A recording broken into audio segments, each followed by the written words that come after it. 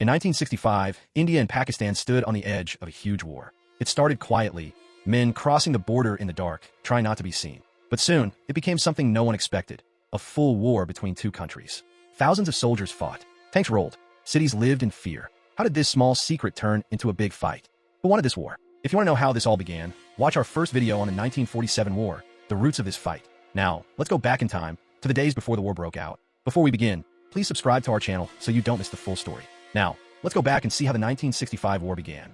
ये जो स्वराज आया है उसे हम मजबूती से अपने पास रखेंगे ताकि कोई दूसरा हमारी तरफ टेढ़ी नज़र भी उठाकर देखे तो हम उसका पूरी तरह से मुकाबला कर सकें। दो नारे मैं समझता हूँ कि आज हमारे देश के लिए ज़रूरी एक जय जवान और एक जय किसान और फिर उसी से सारे देश का एक जय हिंद का नारा लगता है। When the First War of 1947 to 48 ended with a ceasefire and a line called the Ceasefire Line, later known as the Line of Control. But Kashmir's fate was unresolved, and Pakistan was determined to change this. By 1965, Pakistan's military ruler, President Muhammad Ayub Khan, believed that India was weak and distracted by internal problems. India's Prime Minister Lal Bahadur Shastri carried the weight of a young nation, determined to protect its people and honor. After years of tension, Pakistan's leaders decided to try a new, secret plan to capture Kashmir. They believed that the people of Kashmir, who were mostly Muslim, would rise up if Pakistan sent fighters to support them. That is how Operation Gibraltar begins. In August 1965, Pakistan sent 30,000 armed Pakistani soldiers, disguised as local Kashmiri fighters, into Indian-controlled Kashmir. These soldiers were trained in guerrilla warfare, small, quick attacks meant to cause confusion. Pakistan's hope was simple. India had just faced a war with China in 1962 and was seen as militarily weak. The Kashmiri people would join the fighters and rebel against India. India's control over Kashmir would weaken quickly. Pakistan could claim the region without a full war. But belief is not the same as truth. What Pakistan didn't realize was that Kashmir had changed. The people were tired of being a battleground, tired of being used. Instead of joining the infiltrators, many Kashmiris turned them in. They knew these weren't local boys. They knew this wasn't their fight. And just like that, the secret was out. Within 48 hours, the Indian army was on the move. Intelligence units picked up radio chatter. Patrols spotted armed strangers. Villagers pointed to hidden camps. The infiltrators were trapped, hunted, cut off. What was meant to be a surgical strike in silence had turned into total chaos. And then, India flipped the game. Ayub Khan had misjudged everything. He believed the locals would rebel. They didn't. He believed India would stay confused. It acted fast. He believed his soldiers could hide. They were surrounded. In just days, Operation Gibraltar collapsed. Over 30 infiltration teams scattered and broken.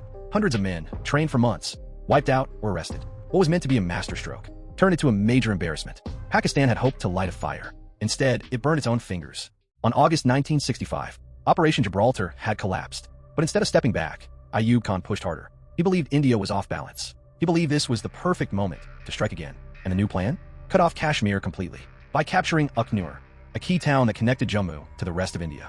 If Ukhnur fell, Indian supplies and reinforcement to Kashmir would be cut off. Kashmir would be isolated, and Pakistan would take control. Early morning, September 1st, 1965, Pakistani forces, backed by tanks and artillery, stormed across the Tithwal-Cham sector. It was fast, aggressive, unexpected. Indian positions were outnumbered and outgunned. But once again, Indian intelligence had seen it coming. Raw and military intelligence had intercepted troop movements and coded messages.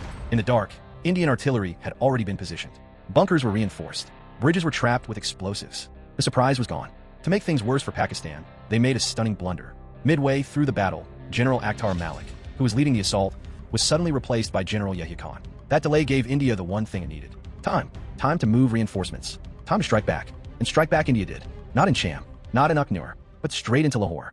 On September 6, 1965, India opened a new front, crossing the international border and launching a direct attack on Lahore. It was bold, unexpected, and surgical. Pakistan thought it had India cornered in Kashmir.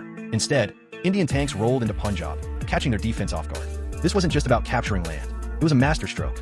By attacking Lahore, India forced Pakistan to pull back its forces from Kashmir to defend its own heartland. The war had officially spilled beyond disputed borders. Now, it was a national war. Behind every bullet, there was a brain. Raw and military intelligence worked around the clock, tracking Pakistani convoys, intercepting radio messages, and pinpointing supply lines. Indian agents leaked real-time positions to ground commanders.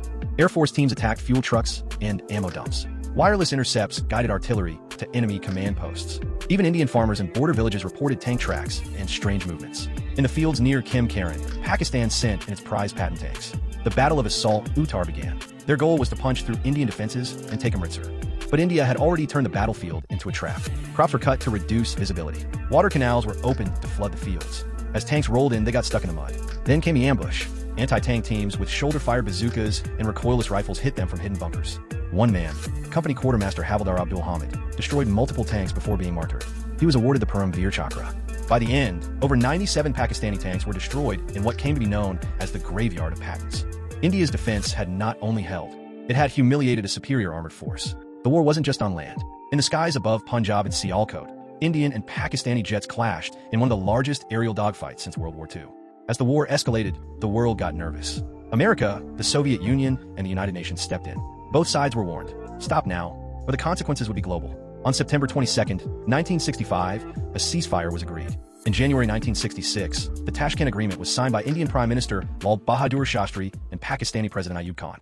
India had the upper hand, militarily, territorially, and morally. But India gave back conquered land to maintain peace. India didn't fight for land. India fought for its honor. It wasn't just a military move. It was a calculated political gamble. Ayub Khan was losing popularity, and a quick victory in Kashmir could make him a national hero again.